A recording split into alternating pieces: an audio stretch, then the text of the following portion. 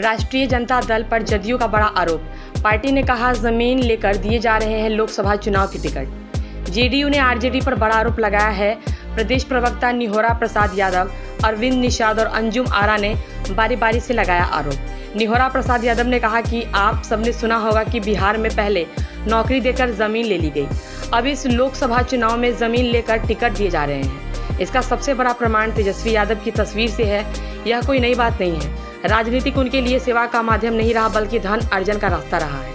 निहोरा ने कहा कि पार्टी के द्वारा एक टिकट झंझारपुर में दी गई, जिसमें चर्चाएं हुई कि गुलाब यादव को टिकट दिया गया। गुलाब यादव क्षेत्र में घूमने भी लगे, लेकिन इतनी प्रतियोगिता बढ़नी शुरू हो गई कि गुलाब यादव से बढ़कर डाक बोलने वाला व्यक्ति मिला और उस व्यक्ति को वीआईपी का टिकट दे दिया गया। क्या तेजस्वी यादव यह बता सकते हैं कि वाल्मीकि नगर में किसे टिकट दी गई है? दीपक यादव कौन है? जो भी पैसे देने वाले लोग हैं उनकी तलाश यह लोग करते हैं और पैसे लेकर टिकट देते हैं। कौन है दीपक यादव? दीपक यादव बगहा चीनी मिल के मालिक है और उनके कई कारखाने हैं। राजनीति में जो धारा लालू प्रसाद और तेजस्वी यादव ने चलाया है, तो शायद ही कोई गरीब का बेटा राजनीति कर पाएगा।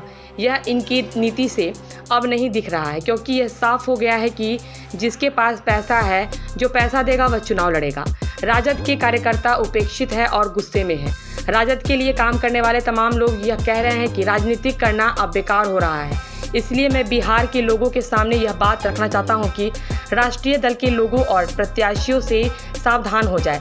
पैसे लेकर टिकट दे रहे हैं, जीतने के बाद क्या करेंगे? वहीं अरविंद निषाद ने कहा कि पार्टी की तरफ से आज विषय को उठाया गया है। राष्ट्रीय जनता दल जिस चीज़ के लिए कुख्यात हो चुकी है, मुकेश सहनी की वीआईपी से उनका गठबंधन हुआ। राजद ने अपने कोटे से 3 सीटें उनको दी। उस 3 सीटों से एक सीट की घोषणा कल उन्होंने की, जो कि झंझारपुर सीट है। उस सीट पर पहले मीडिया में चर्चा थी कि पूर्व विधायक गुलाब यादव को वीआईपी पार्टी ने उनको अपना उम्मीदवार बनाया है। गुलाब यादव झंझारपुर में रोड शो भी कर लिए, लेकिन कल जो उम्मीदवार घोषित किए गए उनके नाम में ही महासीट है। वो तो कितने ही की बोली लगी, इस बात का खुलासा वीआईपी को करना होगा। दूसरा हमारा सवाल है मोतिहारी और गोपालगंज की सीट है। गोपालगंज की सीट जो सुरक्षित है, वहां से कोई अत्यंत पिछड़ा वर्ग का उम्मीदवार हो नहीं सकता है, तो एक सीट मोतिहारी की बचती है। उस सीट पर क्या मुकेश वैसे सेठ का इंतजार कर रहे हैं या दूरबीन लेकर के खोज रहे हैं? तीसरा सवाल यह है कि मोतिहारी सीट जो अत्यंत पिछड़ा निषाद मल्लाह बाहुल्य क्षेत्र है और वीआईपी पार्टी और मुकेश सहनी निषादों का नेता होने का खोखला दावा करते हैं, क्या चुनाव में निषाद समाज के व्यक्ति को उम्मीदवार बनाएंगे? क्योंकि सिर्फ कहने से काम नहीं चलेगा कि हम निषादों के नेता हैं और अति पिछड़ा समाज के नेता हैं। उनको मोतिहारी सीट से उम्मीदवार बनाने के लिए उस दिशा में आगे आज मैं ऐसे बातों का खुलासा करना चाहता हूं जो आरजेडी के नेता लालू यादव और तेजस्वी यादव के खिलाफ है। बिहार में आप लोगों ने सुना होगा, पहले नौकरी देकर जमीन ली गई, अब इस लोकसभा के चुनाव में जमीन लेकर टिकट दिए जा रहे हैं।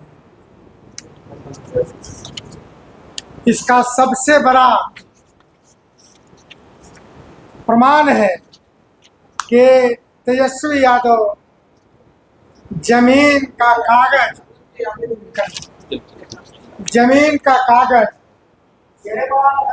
ले रहे हैं। यह कोई नई बात नहीं है।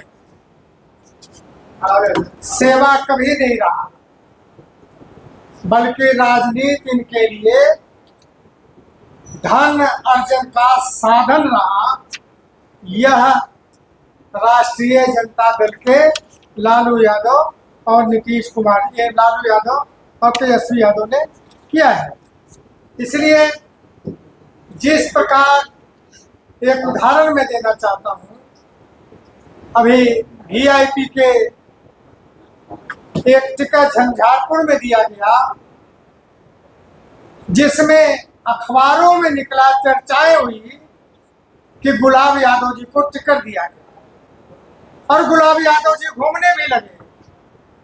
लेकिन इतनी प्रतियोगिता वहां शुरू हो गया पैसों का कि गुलाब यादव से बढ़कर डाक बोलने वाला व्यक्ति मिला, तो उस व्यक्ति को टिकट दे दिया गया। कई ऐसे, क्या बता सकते हैं तेजस्वी यादव कि वाल्मीकि नगर में किसको आपने टिकट दिया? कौन है दीपक यादव? कहां का उद्योगपति है दीपक यादव? यानी बड़े बड़े जो पैसा देने वाले लोग हैं उनकी तलाश ये लोग करते हैं और पैसा लेकर टिकट देते हैं। दल जिस चीज के लिए विख्यात हो चुकी है और अपने साथ वीआईपी पार्टी जो सन ऑफ फलाह मुकेश सहनी की पार्टी है, उनके साथ आरजेडी का गठबंधन हुआ और राजद ने अपने कोटे से 3 सीटें उनको अलॉट किया। उस 3 सीट में एक सीट का कल उन्होंने अनाउंस किया, झंझारपुर सीट।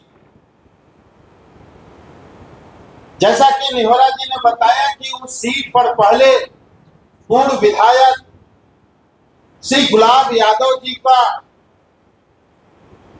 मीडिया हलकों में बहुत तेजी से चर्चा था कि वीआईपी पार्टी ने उनको अपना उम्मीदवार बनाया है या उस दिशा में वो सफल हो रहे हैं। गुलाब जी झंझारपुर में रोड शो भी कर लिया, लेकिन कल जो उम्मीदवार घोषित किए गए सुमन महासेठ, जैसा कि नाम ही महासेठ है, तो कितने की बोली लगी इस बात का खुलासा वीआईपी पार्टी को करना होगा, क्योंकि वीआईपी पार्टी का इतिहास लोकसभा और विधानसभा चुनाव लड़ने का रहा है। लोकसभा चुनाव 2019 में भी उन्होंने इसी प्रकार से उम्मीदवार का चयन किया था। उसमें से एक उम्मीदवार जो उनके बद्रीपुर में थे, जो मधुबनी लोकसभा से उम्मीदवार बनाए गए थे, जो हम लोगों ने अभी उनकी तस्वीर दिखाई है, ये बद्रीपुर में के एक संबंधी मुकेश कुमार, जिनके माध्यम से जमीन लिखवाया गया, फिर कहीं उसी प्रकार का खेला सुमन महासेठ के साथ तो नहीं हो गया। दूसरा हमारा सवाल है कि मोतिहारी का सीट और गोपालगंज का सीट जो अनुसूचित जाति के लिए आरक्षित है, वहां से कोई अत्यंत पिछड़ा वर्ग का उम्मीदवार हो नहीं सकता है, तो एक सीट मोतिहारी का बचता है। उस सीट पर क्या मुकेश सहनी जी भी वैसे धन्ना सेठ का इंतजार कर रहे हैं या दूरबीन लेकर के खोज रहे हैं? तीसरा सवाल मेरा है कि मोतिहारी सीट जो अत्यंत पिछड़ा निषाद मल्लाह बहुल क्षेत्र है और वीआईपी पार्टी और मुकेश सहनी निषादों का नेता होने का खोखला झूठा दावा करते हैं, क्या इस चुनाव में गरीब साधन विहीन मल्लाह निषाद समाज के व्यक्ति को उम्मीदवार बनाने का काम करेंगे क्या? क्योंकि सिर्फ कहने से काम नहीं चलेगा कि हम निषादों के नेता हैं, हम अति पिछड़ा समाज के नेता हैं। उनको मोतिहारी सीट से उम्मीदवार बनाने के लिए उस दिशा में आगे बढ़ना पड़ेगा। साथ ही बगहा चीनी मिल का मालिक और कई कारखाने इनके हैं, तो ये दीपक यादव इनके मुरीद पैसे पर हो गए।